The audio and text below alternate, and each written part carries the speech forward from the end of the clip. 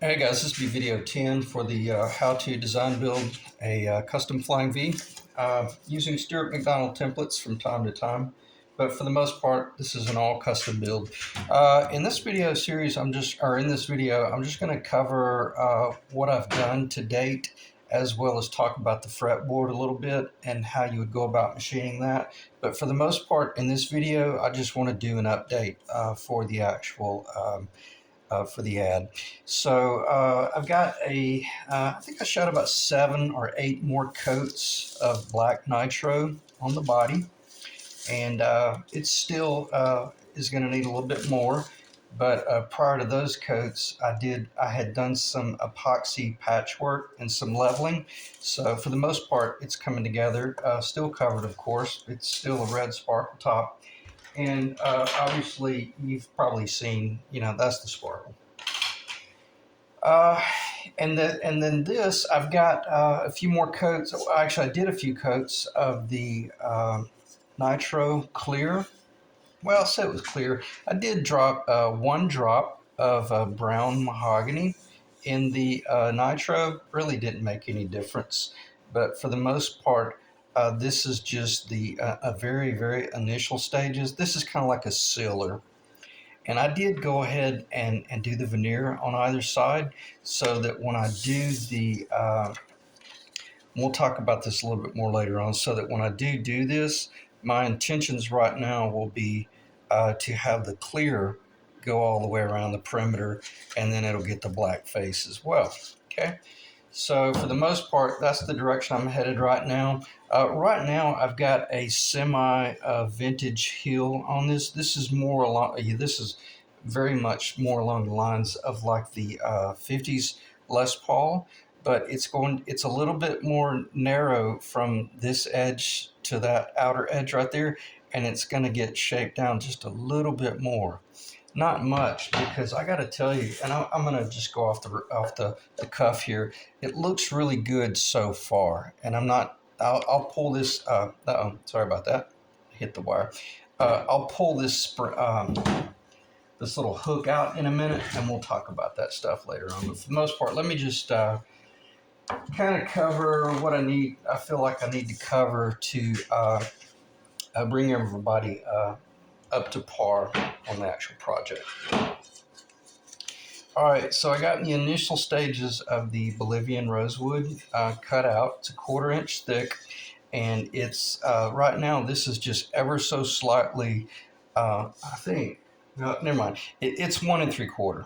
It's 1 3/4 right now, but this is actually already just a little bit under 1 3/4. So for the most part, I could do the vintage 1 23/32 inch nut, or I could go ahead and take it down to 1 11/16. It's a pretty easy step, because at this point where it crosses the body, that's 2 3/16 of an inch in width, and then it'll continue to taper up just a little bit, so it'll be under 2 1/4 at its maximum distance, because the fretboard is actually going to get cut off. The fretboard will get cut off. I got a dash line about right there. Okay. And then it'll also get cut off about right there. So the reason I like to run them long is you can put a screw here and a screw here when you have it on your jig for when you're doing your radius work, because when it goes on a jig, you want everything nice and true, but you want to leave the actual fretboard as exposed as possible, so that when you're doing your sanding and the radius work, because I do all that by hand. All right, let me check the time, make sure we're rolling, all that jazz. We're at 4 minutes. Okay, so I did get the Stewmac mother of pearl in, and it's really pretty. It has a little bit of cream to it, but for the most part, it's a real clean white, like an Australian white. I don't know how much that's going to show up. This is completely dry. This has not been oiled or anything. Of course, it won't be, because you'll want to be able to have it nice and clean so you can glue it down. I'm going to put that to the side. The frets will be the Jescar. It's a 12-inch radius is what I'm going to be cutting on this one.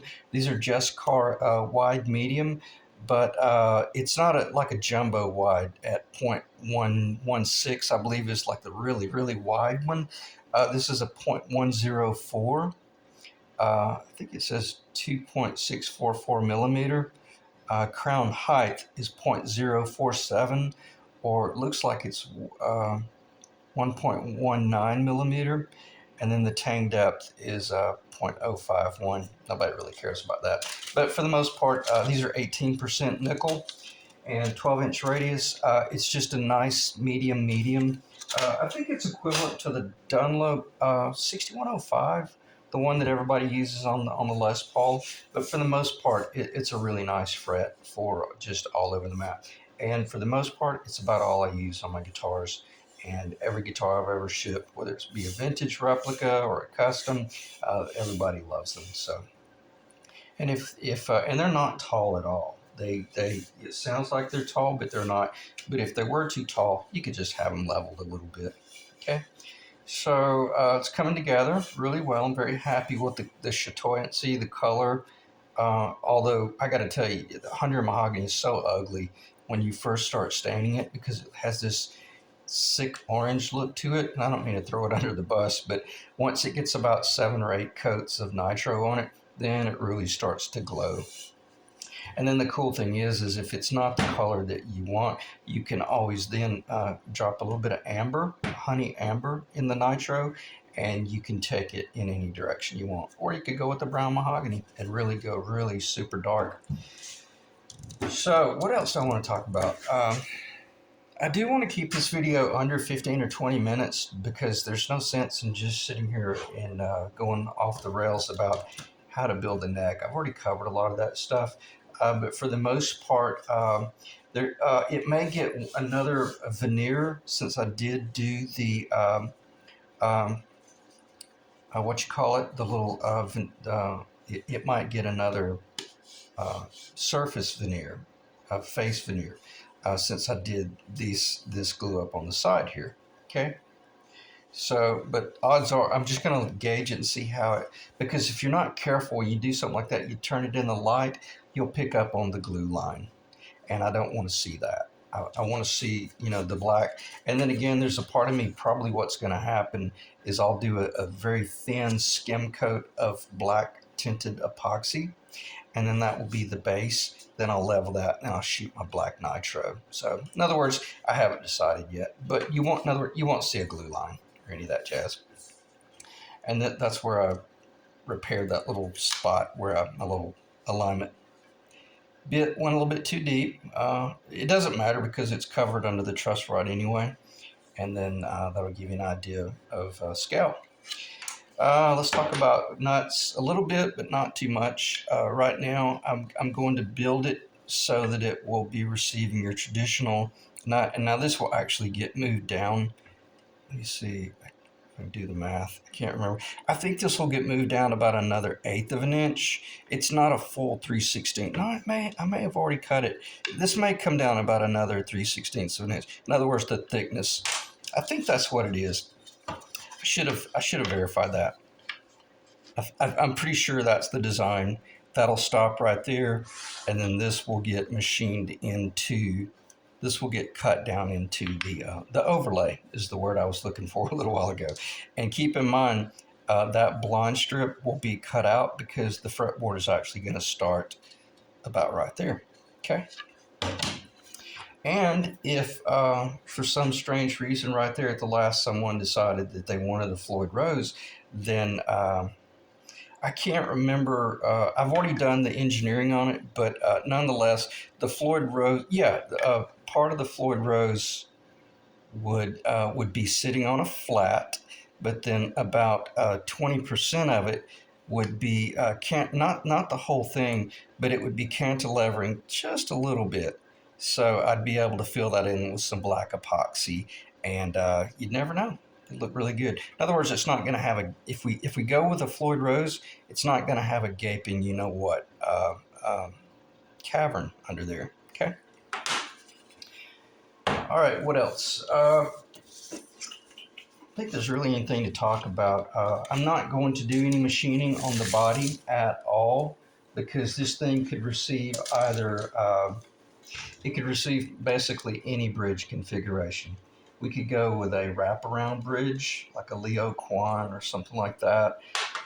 It can be a left hand, it can be a right hand. And the cool thing about this guitar, I actually could go ahead and install the bridge, install the tuners, install the nut, but loose, and then put the strings on it, but not do any control cavity and set it up.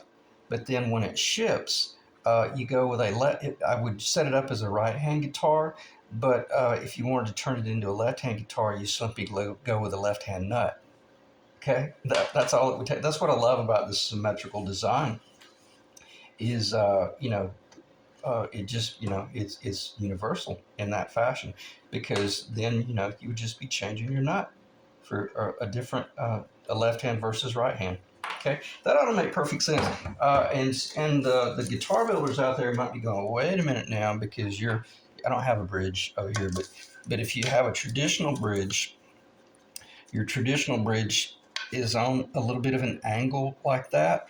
Well, if it got converted to a left hand guitar, I would it would be kicked the other way, and yes, you would have to drill 2 additional holes, but the bridge would be floating over where you did the work, and you would never see the holes anyway.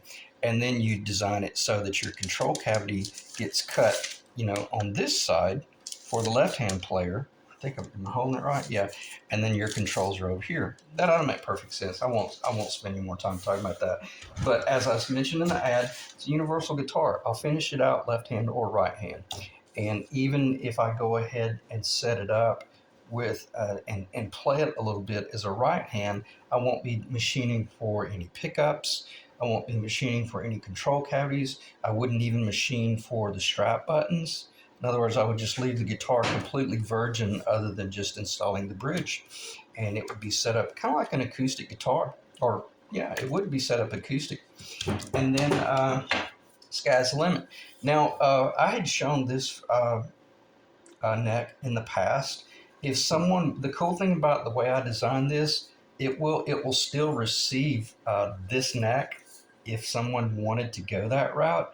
But in other words, I won't be gluing the neck in tonight. And if it sells tonight, then we'll have the option to go with this neck if you want. But just keep in mind, this neck is a 25.5-inch scale. I'll still connect at the 18th fret. That will define where the bridge goes. This is about a 1/16 of an inch more narrow. So even though this is a 25.5-inch scale, think of this neck along the lines of being like an Explorer neck, okay? Because this has a pretty thin a nut. I want to say it's it's under 1 11/16. I think it might be 1 5/8. I don't want to do that. This should be a 42 millimeter. In other words, this is not a wide nut, or this is not a wide nut neck. It is 13/16 of an inch thick at the first fret, and it's 15/16 thick at the 11th fret, and it's I believe it's 2 1/8 inch right here. Yes, at the 18th fret. So in other words, this is a little bit smaller neck. And is this a right hand guitar? It is if you want it to be, or it's a left hand. Okay. See, that's the cool thing about this design and this build is even if we were to go with this, now if it did go left hand, it would be the reverse headstock configuration. And you're on your own as far as your tuners go, because I don't want to let my Shalers I don't want to let my Shalers go with this project. They're far too valuable for the other Strat project that I've got in the works, and it just is. And has a little volute. Now this is a scarf joint neck. This is an Asian made neck, but this is Canadian maple, and I've used this neck before. I don't know if this is I don't know what type of rosewood this is, but it is a solid dark wood, and I don't know the weight, but it's heavier. Well, I don't know. It might not be after it's all said and done. After this gets the fretboard put on, I can't really gauge. They're pretty close. Okay. Anyway, all right. So just let you know, and the frets are kind of like a medium wide, just identical to the other as well. But that's a really beautiful neck, and it looks good on this body. And how would I do it? Identical to the way I would do that when I would cut that into a mortise and tenon fashion, and it would drop down into the body. And then down here, it would basically, in other words, it would have like a tenon, but then I would be doing, there would be one piece of maple that gets glued down. And if you're curious about this, visit the video series where I built the other guitar and how I built that guitar. And that's exactly the neck that I put in that guitar. I built up the bottom, moved the heel down about from the 16th to the 18th fret, shaped it, carved it, tuned it, sanded it, and then it went in identical to the way this one will be going in. I hope I didn't lose anybody there. So in other words, I could install this neck, and it would be fit. It would not be fit like a Strat or a Telly. It would be fit. It'd look near identical to that right there, but it would just be built up. Now it would have to be paint grade. So would I paint that? Yeah, I'll shoot some black on it for you as well, and then. Whatever, it's no big deal. I could shoot the whole thing black, or what would be really cool is do like a vintage amber white, like an antique white. Oh, that's such a good looking headstock. Or I'd rather just leave it clear so you guys can pull the trigger on your own custom build. Okay. All right. So what else? I'm getting ready to fasten this to my jig. I'm going to be cutting the fret slots tonight. This is going to be a 24 3/4 inch scale, 12-inch radius. I've already talked about the frets, and just, it'll be a guitar. Let me check this the time. All right, we're at 17 minutes. And let me look at my notes here. I had made a few notes. I think I mentioned I've shot about 7 or 8 more coats of the black nitro on that. I'm about to sand it again, and then it'll get some final coats later on. But nonetheless, I know what I was going to talk about. I was going to show you visually kind of what this would look like. Let me cover this one more time. I know I talked about the stinger a little bit, and I've already shown you, but I just want you to see kind of how it looks when you got the guitar. Okay, and then you look from the black, you look at the black body. Damn, that's hard to get to stay in place. I didn't want to tape it down because it would. Okay, so I'll do a flyby here. You see how beautiful it will marry up with this guitar. That damn thing just won't stay. But you can see how beautiful this stinger is against this design. Okay, now let's just take it down here. Do another flyby, or I'll try to just put behind the camera and see if I can get it to. It's hard because the flying V, it gets so big so fast, and then I got the light on the right side. I'm sorry guys, I didn't plan on showing this part. I think this would be the best way to show it, and then I'll get behind the camera. Yeah, that looks really good. That's beautiful. You can see how I rounded this over just a little bit. Well, I rounded it over to match the rest of the body. And as far as where would the heel land? Where would the heel land in relation to the body? About 3/16 of an inch. So the body line will come up, okay, step down 3/16 of an inch, and this will be mortised into there. And you can see the guitar. That should be a really good view. Yeah, that's a pretty cool view. And I'm gonna get this centered, and then I'm just gonna stop talking and turn it a little bit. I need my camera a little bit further back. So, okay, a beautiful guitar. It's 100% custom. I've never even seen Gibson Manufacturing do that design. I've never seen any of the other guys do the design. Everything is always very modern, and this is pretty cool. It's a beautiful guitar. And if, oh yeah, I didn't really show that. This will give you an idea because it's going to be a non-bound fretboard. it will definitely be really beautiful. See if I can find it. And very much traditional. See, that's and I know this is a little bit creamy brown right now, but once this gets oiled, I mean, it's going to look very close to a Brazilian rosewood because this is called pau ferro. Pau ferro, I believe. Yeah, I know it's pau ferro or ferra. It's Bolivian rosewood is what this is, and it is just unbelievably beautiful and got a phenomenal tap tone as well. Okay, and I may have lost my train of thought when I was going to talk about. I was going to talk about something about the body, but nonetheless, I'll let it go uh, because it's probably kind of irrelevant. If it was important, I would have remembered it. Okay, so let me do a little bit of mock up here, and that way I'll turn the camera off and see if that shows. Yeah, that's really beautiful. All right, so appreciate you guys dropping in, and really nothing else to talk about because right now I'm kind of just rambling a little bit. But sky's the limit. Take your pick. I would much prefer to do this because I've thought about the design elements between these two.